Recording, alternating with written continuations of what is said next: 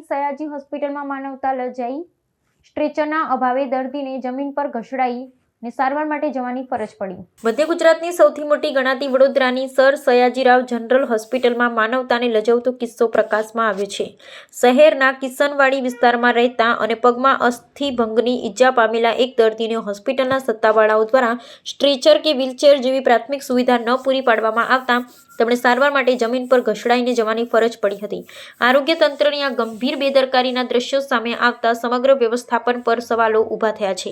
પ્રાપ્ત વિગતો અનુસાર દર્દીને તાત્કાલિક સારવારની જરૂર હોવા છતાં હોસ્પિટલ સંકુલમાં સાધનોની અછતને કારણે તેમને હાલાકી ભોગવવી પડી હતી।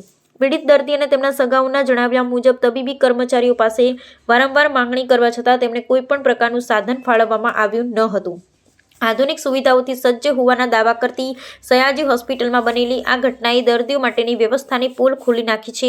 દર્દી અસહ્ય પીડા વચ્ચે જાતે જમીન પર ઘસડાઈ તબીબી વિભાગ સુધી પહોંચવું પડ્યું હતું, જે અત્યંત દુઃખદ બાબત છે। આ સંવેદનશીલ ઘટનાને પગલે દર્દીના પરિવારજનો સહિત સ્થાનિક નાગરિકોમાં ભારે રોષની લાગણી પ્રસરી છે અને જવાબદારો સામે કડક પગલાં લેવાની માંગ ઉઠી છે। જોકે હોસ્પિટલના વહીવટીતંત્ર દ્વારા હજુ સુધી આ મામલે કોઈ સત્તાવાર ખુલાસો કરવામાં આવ્યો નથી।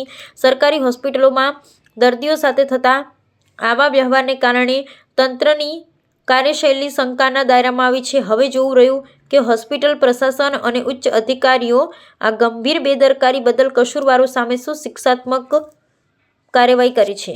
કે રીતે તમને ડાયરેક્ટ જ મોકલી દીધા? ટ્રેચર નહીં અંદરથી શું જવાબ આવ્યો?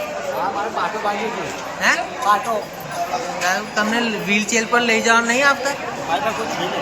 કોઈ નહીં તમે જોડે? સર્વને શું કીધું? આવી રીતે જવાનું? શું નામ તમારું? અજય।